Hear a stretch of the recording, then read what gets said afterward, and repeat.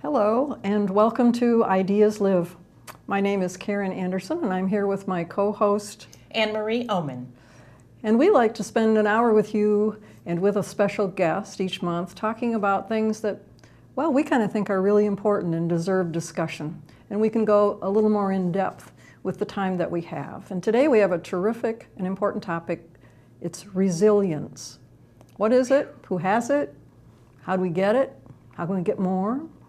So it's an amazing topic. I mean, I when you said it, I thought resilience. Yes, in this day and age, when the anxiety levels are pretty high, and we're all facing multiple problems, everything from family issues to larger international issues and national issues that we're all aware of. What do we do to remain resilient? What do we do to keep up our strength? And then, of course, there's the whole issue of health and resilience in health, and how do we manage that? Right. You're right. So I mean, resilience to me was a word that is relatively new. I know, it's kind of become a focus in mental health recently. Right. I think initially it was about creating children with resilience, you know, especially children going through difficult times. Some seem to have it, some don't, and how can we make a difference for those that don't? And what is it? I mean, I'm really curious about people who experience similar, for example, traumas or crises in their lives, and some people not float, but they work through it. Some people do float through it, and some people are devastated by it. And you know, and what creates the situation where you can overcome it? It's not that I don't want people to feel what they feel, but I understand that when people are resilient, and this is new information for me, they are able to work through trauma or a health crisis or a family crisis with more courage or more, they just can handle it. They can handle it, yeah, exactly. And as I was thinking more about this topic, also realized that it takes a certain kind of resilience just to get through the day. I mean, not even a crisis, but the ordinary little setbacks that occur all day long, especially some days more than others, when I think of the stars being misaligned and somehow I just can't make any progress. Muddling through takes a certain kind of resilience as well. So I think it's a quality that we need throughout our lives all the time. Right. That's interesting, that the daily resilience. I hadn't thought about that. I was thinking in terms of crisis, but the daily resilience is a sort of, how can I get through a hard day? You know, a day that we're, boy, are we having them these days. I know. Yeah. So those are our questions, and I think, you know, I have some ideas about what I experience as resilience and how I do that, but I think that there are pros who can give us better answers.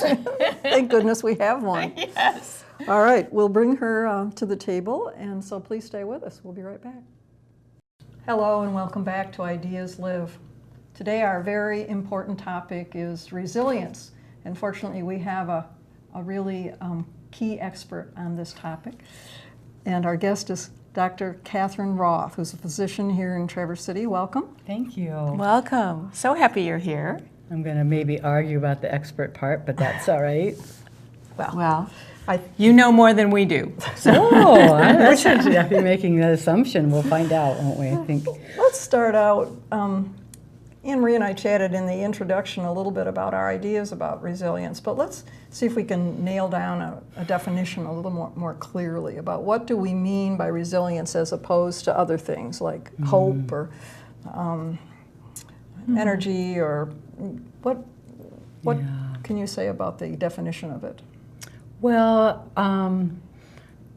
classically the word comes from science. It comes from physics, and it's describing a way a subject or an object responds to outside forces, and then how it responds and rebounds. So it's very technical description that I think they use in like measurements in laboratories about the resilience of metals or substances. But, you know, I think that's a little misleading in the human realm because... In what way?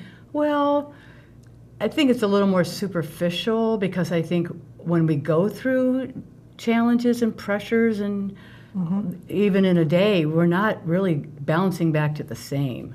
And that's, good point. I think that's really key to me, that there is a process of life experiences that we go through that are formative, and we don't just bounce back to the same state. And actually that would probably be not being, in my sense, my understanding of the word would not being resilient. So it's misleading then, isn't it, to want to get back to normal? Yeah. You get back to what people call the new normal, but you get back to a different place or go forward to a different place. You maybe don't go back at all. Right. But I really kind of like that. That adds a whole new dimension to the idea of resilience as being part of a process of transformation. I mean, it might be, if you are not resilient, that transformation might go in a negative direction, but if you are resilient, then you get something back that is stable, or it's part of the transformation of the self. Is that, yeah? Yeah, that you continue. I mean, I'm having trouble articulating it because I think the whole idea of change being positive and formative at the same time is something that's foreign to us. I guess maybe that's why I'm... So do you have more tools the next time around? I mean, is it cumulative, do you think? Yeah, I mean, I wonder, when we're talking about the research with children, is there certain people that are just inherently more resilient, or they've come from situations that have just by necessity made them more resilient? So, and then, so do we, what was your question was, do you become more resilient as you live? Yes, is it cumulative? Yeah, like is it if cumulative? I think maybe boy, I got through that, then I feel an enhanced ability to go forward into additional stresses. I mean, that's been my experience as I've gone through challenges that I feel, I mean, each one is presenting a new dimension of challenge or stress, but it does feel like I have a little more reservoir of, you know, sort of mastery, maybe. Strategies and some strength. You had some challenges growing up. Can you say anything about that? Well, you know, I want to, maybe I could read this poem because it speaks a little bit about me as a child. Okay. And I think there's some great points as it gets back to resilience, and we can maybe talk about that as we, because what is resilience and what is not resilience. Sure. But I just have to interrupt for a minute. So you have only recently become a practitioner of poetry, is that correct?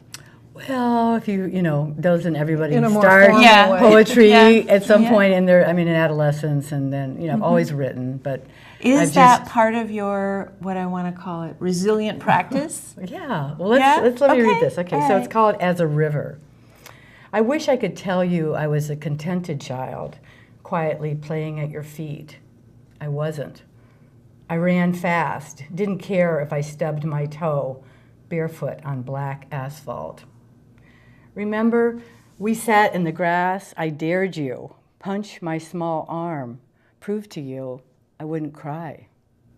Still I wrote, the scratch of pen on paper, the ink, swift as a river, cold and clear, carried me to a place to feel the pain. Oh, nice. Ooh, I like it. Will you just read the last, I think this is important what you're saying to the topic, the last stanza again, please? Still I wrote, the scratch of pen on paper, the ink, swift as a river, cold and clear, carried me to a place to feel the pain. I really love that because that infers several things, that you have to experience the pain, that you have to somehow go through it, and that you found writing, and I'm assuming there could be any art form slotted into that, as a tool to work through that process. Right. And I think the part I like is that there's, and many times in our culture, this idea of being tough, and you know, I'm not going to cry, punch me, I'm going to practice. And that would be like, as children, do we practice being resilient? And I feel like maybe I knew inherently that I needed to do that in my lifetime. I wanted to practice this toughness. But like you said, that's really kind of the superficial level. And if we really think about back to that idea of physics, if we don't receive that pain or that blow, we're not really testing our resilience. We're just kind of defining our armor. But that idea of that's lovely. So I think that we miss that sometimes in resilience. We're thinking a lot about bouncing back or not being hit or standing strong. And there's also, like you say, getting in touch with what really is happening, and then from there maybe we can move forward. Not being afraid to and feel it. not denying that the pain exists. And how many times do we use that? How are you? I'm fine. No, I'm not fine. And then even if you tell the truth and say, actually, I'm going through a really hard time now, how many listeners know how to respond to that? Well, I'm sure it'll be fine. You'll be fine. Or they say they're sorry and they give you some sympathy or empathy, but nothing that can really strengthen that return or strengthen the resilience, whatever the new opening is, the new shape is. But being in the pain is so uncomfortable. I mean, we have a whole culture built around distracting ourselves from feeling uncomfortable feelings. You can shop, you can game, you can eat, you can drink, it was forever. And instead of we have sitting in the our discomfort. cell phones, right? Instead of just being present to that. Yeah. So what I think I'm hearing is that being present, as you've expressed so beautifully in that poem, is part of the process of finding the new shape, whatever that is. Is that right? Yeah.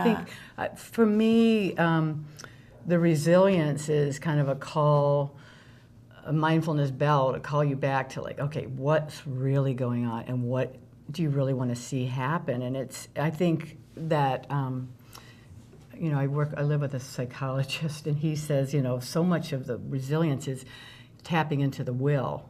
And if we really, so if you're... What do you mean by... Well, if you don't really want to live or you don't really want to get through it or you really are more attached to the suffering, you're not really going to probably proceed. He says, where there's a will, there's a way. He says, well, there's no will, there's no way. So I sometimes think resilience in this process maybe of writing or of creating or of conversation that we, figure out, what it is we really...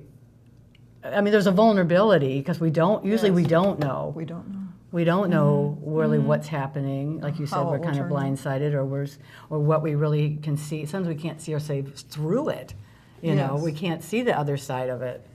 But by will, it seems like you mean more than willpower. Willpower often is just like the ability to not eat that piece of chocolate. It's kind of a superficial self-denial. But I think that's not what you mean by will. Right. Will is more of I'm worth it. And I'm going to get through this, and I have the strength, and I'm going to find the resources within and without. I think that's the difference is the will when we're coming to food, and we've talked about this before, is the resistance to it. But the will, I think, that Katherine is talking about is the will towards something. It's a more proactive will that I think, and I think you're right because I just, one of my adult phrases has been, let's work through it. That's a really hard thing to do sometimes, but it has become a sort of motto in times of trouble. Let's work through it, which is a will towards that. Let's figure this out.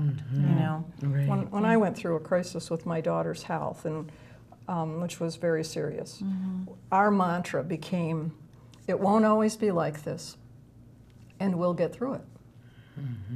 And we still sometimes say that about other things now. But that helped. It just helped. Yeah, I can imagine. And I didn't mean to interrupt, but you also have documented a particular act of what I think is profound resilience in this book. Can you talk a little bit about that? Well, the book was written, it's called The Good Fight, and it was written in collaboration with Greg, my husband. At the time, Greg was diagnosed with a very terminal, critical cancer that nobody knows much about and usually doesn't survive So it's rare and it's lethal. And he was young. He was in his 50s. We had a young child, and I was also going at that time through sort of a crisis about my work, trying to really decide, was I going to practice the kind of medicine I really believed in? And so I was pushing away from that. And so this happened, this illness, and he survived, and he's still alive. But we had made sort of a spiritual commitment that if he, individually, without telling each other, that if he lived, we would tell our story. You know, and I had really, yeah, and I had kind of a superstitious feeling that if I wrote the book, then he'd die. You know, that would be like, you know, tooting your horn or something. So there was a lot of reticence about writing it. Anyway, so that's what the book's about. It's about us fighting, and you know, that gets back to that idea of, I think, resilience is that we clearly decided in the beginning that we were going to fight. Yeah. And that's a big step in resilience is, okay, I'm not going to let this mow me down. I'm going to work it. But a lot of it, I love what you're saying. I'm going to work it. we're going to take, and it's a lot of mindfulness because you just have to stay in the process, right? You can't just, well, you wanted to with your daughter get to the other side, but you can't always just leapfrog over this. You can't. Yeah. So and particularly the documentation you have of, you know, the very careful strategies you developed for trying out the, you know, the different therapies and what was going to work and what was going to really help him. All of that seems to me is just examples of that willfulness to go forward, you know, to be proactive. Yeah. Wow. That's an incredible story. Well, there's a quote in here where I talk about Job, because I think when people are going through challenges, they feel there's an easy way to feel victimized and like, oh my God, why is all this happening to me, right? How are we going to? So I wrote this little paragraph or two. It's called, I began to understand the expression, the patience of Job, and was impressed by the man's incredible faith. During his lifetime, he experienced unbelievable loss as his animals were destroyed and his children killed. He was then besieged by his own illness with boils and sores covering his entire body. Talk about being tested. Even that he did not curse his life or his God. Perhaps I was emulating Job when I would tell myself, just be with what is happening, embrace it more fully, savor even this. Yet on many days I didn't understand why Greg and I were being tested. I dug deep to find a reservoir of faith. Would I be deterred by the magnitude of his problems? Would I become overwhelmed by the seriousness? This was our fate and our experience to live. I refused to feel vindictive. I remember the day when we'd thrown dishes against the garage wall. For some reason, I couldn't connect with my anger that day, but the idea still sounded good, and I tried a plate or two. It brought me no relief. The truth was that sometimes I did feel angry, but more than anger, I felt fear. And more than fear, I felt challenged and compelled to grow, to fight, and to evolve. I took the path of Job and contemplated the words of Robert Frost, the best way out is always through. Nice. That's beautiful. I mean, Thank you. it talks about resilience and how we may feel angry or victimized, and Yeah. Or how do we process those feelings? I really love the idea of you trying to find a way to express that with throwing the plates. Well, our friends had this big box of old dishes, and they took us in the garage and said, well, let's just throw plates against the wall. And I just couldn't relate to it. It just didn't. That wasn't going to be your Maybe- way of maybe recompressing. for some people that might be. Yeah. everybody, you know, I liked the fact that you went from anger to fear, but then to taking it on as a challenge. I think a lot of people get stuck in the fear place, and the idea of being a victim. I brought the book from my childhood, Gone with the Wind, because that was one of the first heroines I ever read about, Scarlett O'Hara, and I know the book is not accurate history and it's got a lot of problems, but she refused to be a victim of her circumstances, and she was determined to somehow get through this, and she was so resourceful and resilient.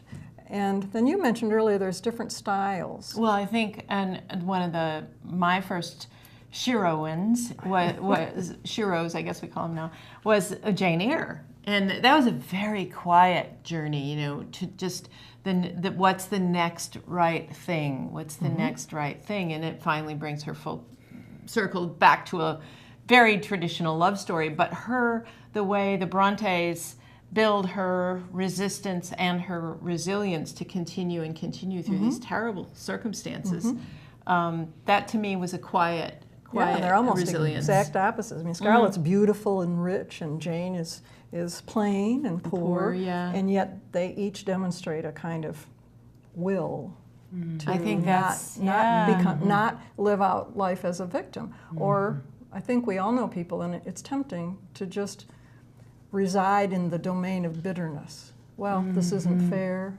and I just can't deal with it.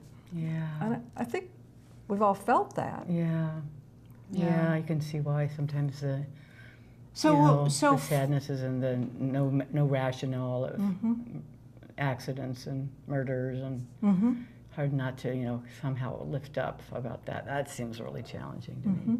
Yeah. So in your experience with both your personal experience and in your practice, what are some of the other qualities of resilience or aspects of resilience that you see are sort of common ground? I think with resilience, it's again, I feel like it's so much tapping back to the self, and that there's so many pressures to conform and to be told how you're going to do it. And I mean, I feel like that way in my profession, is that I was pretty scripted about conforming, and it was told, I was, and the way I wanted to practice was so different than what my models were. So, what were some of your models? Well, my feeling about health has always been it's a collaborative experience. I mean, I know there are people that are more, and sometimes we need that. I mean, you have a broken leg and you're in the ER, you don't want a contemplative, cooperative process. But so many issues in health are, about, well, tell me how you're doing and what's your life like, and what are you motivated to do, and what could you do? And there's not much of that built in because of our time constraints in medicine. So probably one of the biggest issues for me was to find out how to find time, because you can't consolidate those conversations into sound bites, or just become prescription writing. So I think when you say what were my role models, was to try to find ways to lower my overhead, because that's a big part of medicine, is these people have huge overheads that really are dictating kind of the tempo. And if we can slow the tempo down by lowering our overhead, which was a big model for me, I write about it in the book, because I decided I'm going to go visit this doctor who has stepped off insurances.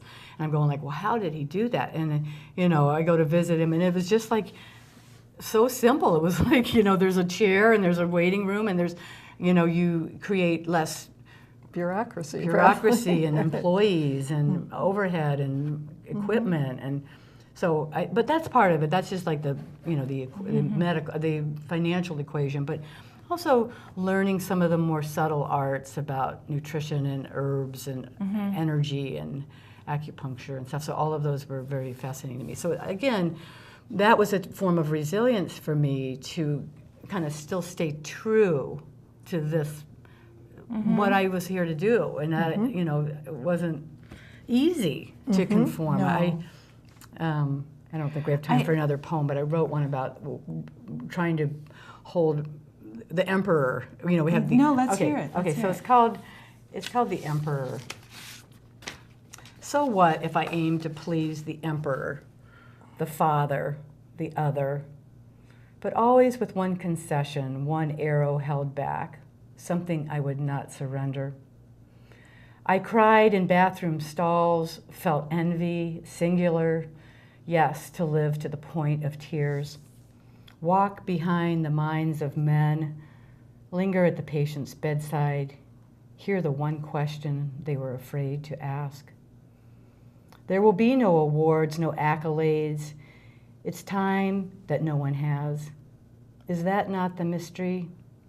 Just the fluttering compass that leads to the open field, to sleep, daughter to none.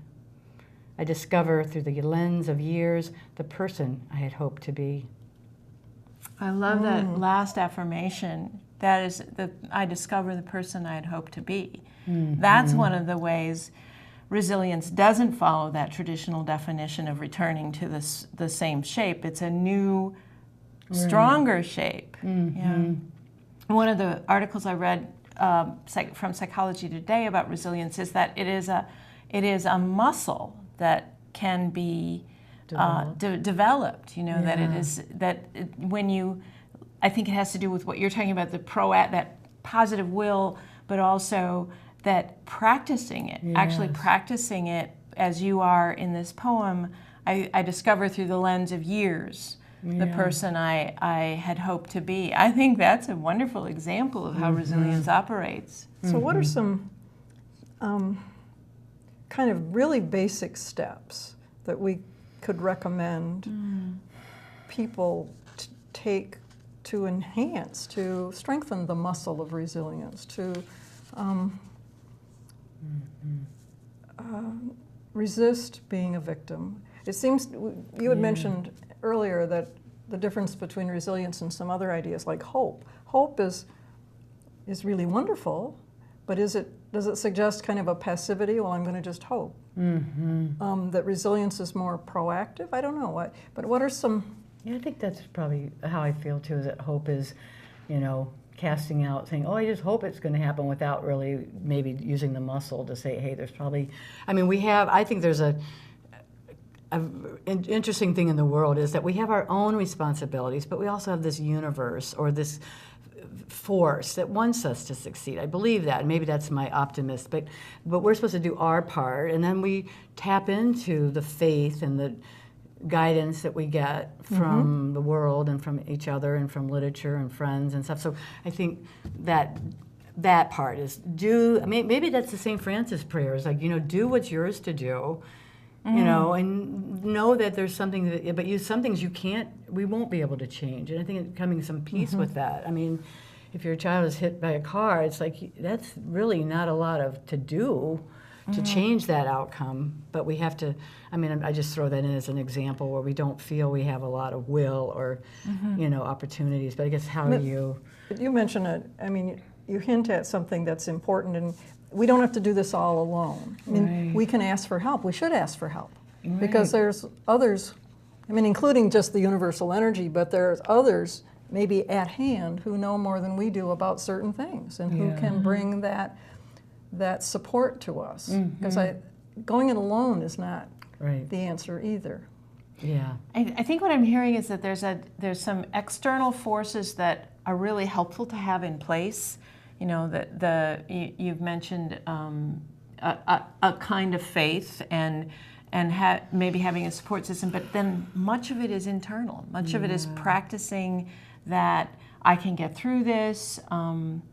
This does not define me. This does not define me. I'm more than my fears or my sadness. And those things are maybe obvious, but it seems to me that we don't say them enough in times of trouble. You know, this is not who I am. It's going to become part of who I am. Right. Yes. This is going to be part of my lived life, but does not have to define me as the center of life. I think that even in, I think, terminal illnesses, that is true. You know, that even though a cancer or something like that might define your end of life, it is not your whole life in most cases, I feel, too, that having gotten through my daughter's serious illness and learning some things about resilience and a lot of other things, I know more now how to help others. I know what helps, and I know what doesn't help. You know, when you go through something... What would you say would be those things what would help?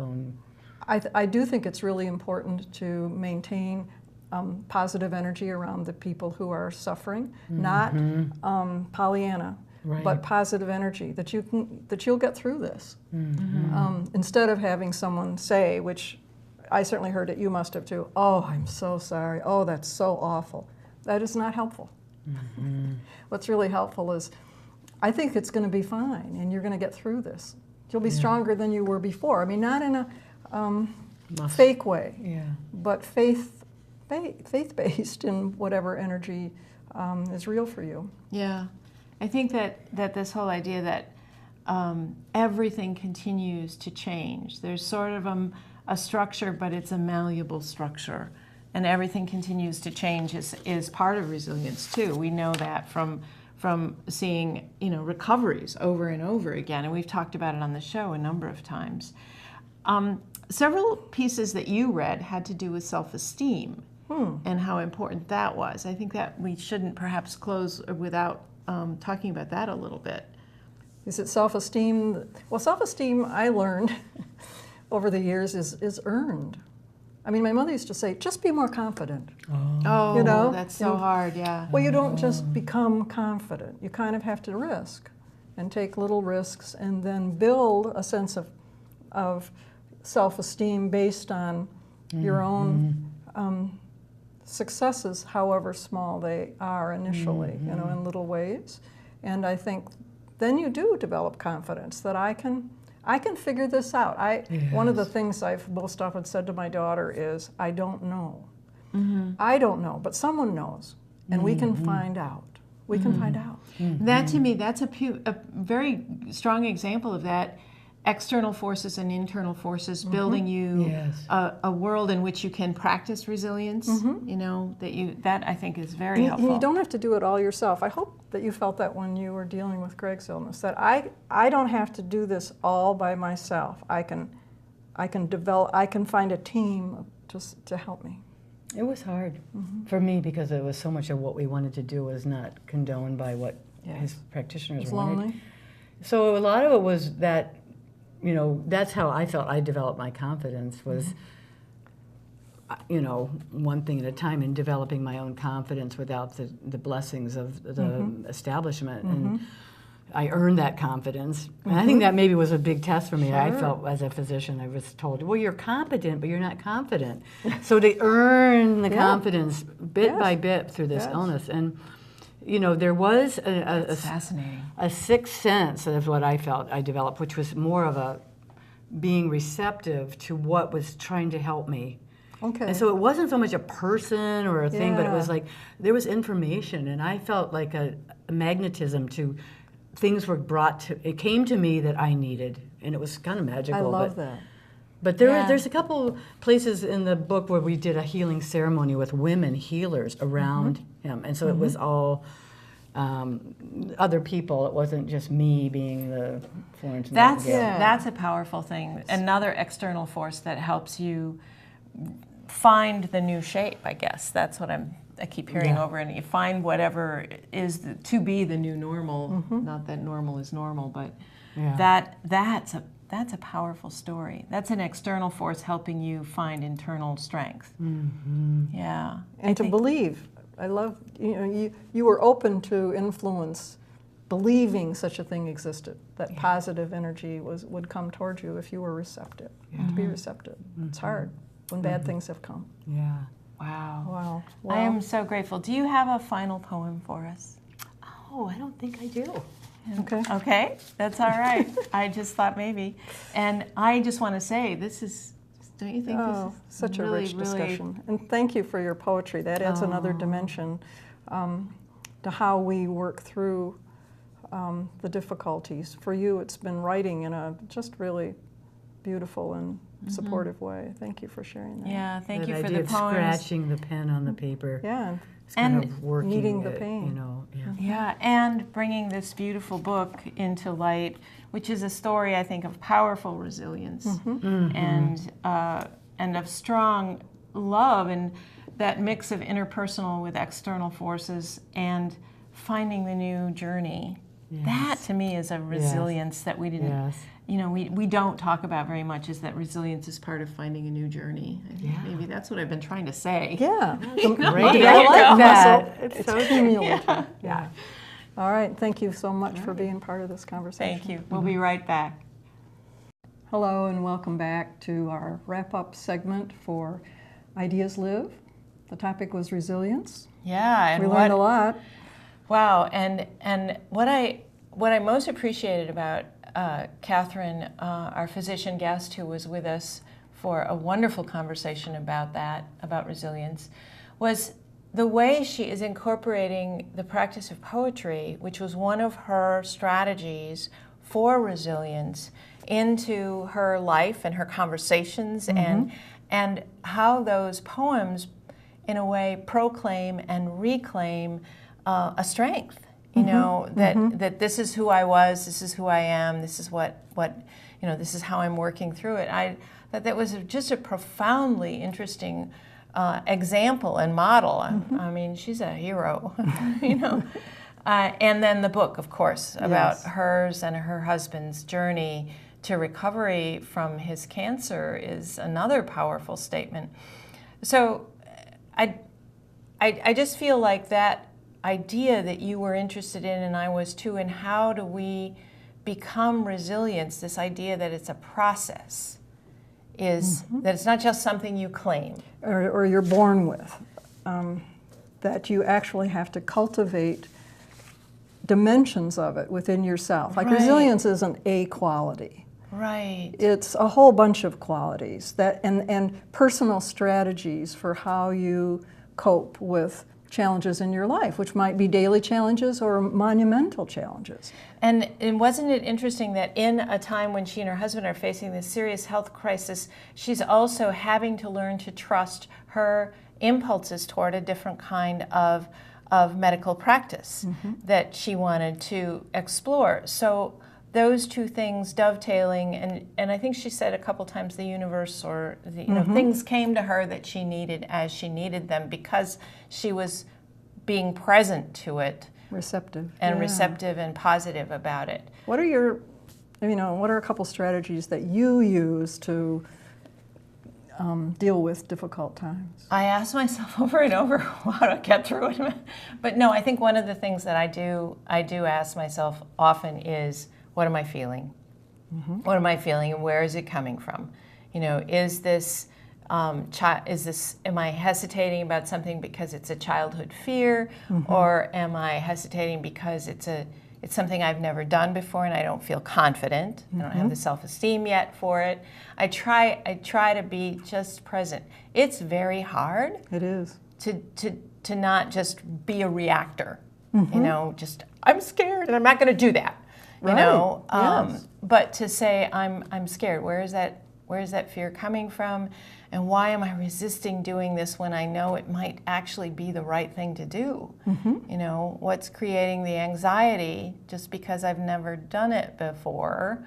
When all of our lives we do things we've never done before. And we've done lots of them, right? You know, starting with walking. You know, I think that's. What about you? I think that whole notion of trying to identify where the fear comes from, that it is often rooted in childhood, in some issues that are, you know, that we never fully resolve, but it's really key to be aware of. Oh yeah, this is triggering some of that stuff that I've been aware of for a long time. One thing I know about myself that I used to resist and be ashamed of was that I'm essentially an introvert. And when I read the book Quiet, it gave me permission to be an introvert and to claim downtime, that I can't be 100% on all the time. And a crisis often demands, you know, being on a lot. A lot of extroversion. And to say, okay, I've done all I can for now. I need some downtime, and that's okay. I need to replenish. And that's certainly one of the things I've learned to accept about myself.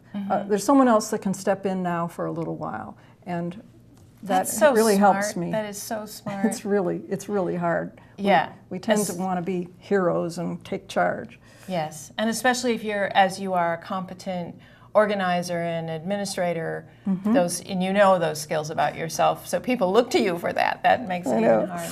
I think another thing that I took away was this process that resilience also involves change, and many of us are resistant to change. We don't really like change. We like our normal. We like our routines and our schedules, or we like the relationships that we have developed to stay the way they've been. And when they change, when that all starts to change, there's an alarm that goes off, I think. But resilience seems to be a way of going, not to go with the flow in that sort of easy, passive way. But to actually walk through the process with people. You know, be in it, and acknowledge it, maybe. Maybe we don't often acknowledge, I'm going through a hard time right now. Yeah, and I'm fearing the changes. Yeah, yeah. I'm uncomfortable, but I think that we have a lot to learn from Katherine and from the process, and we can emerge on the other side stronger and ready for the next thing. And we have to practice it. Yeah, yeah. I get All right. that. Lots to say. She was an incredible guest. Thanks so much for being with us. Thank you.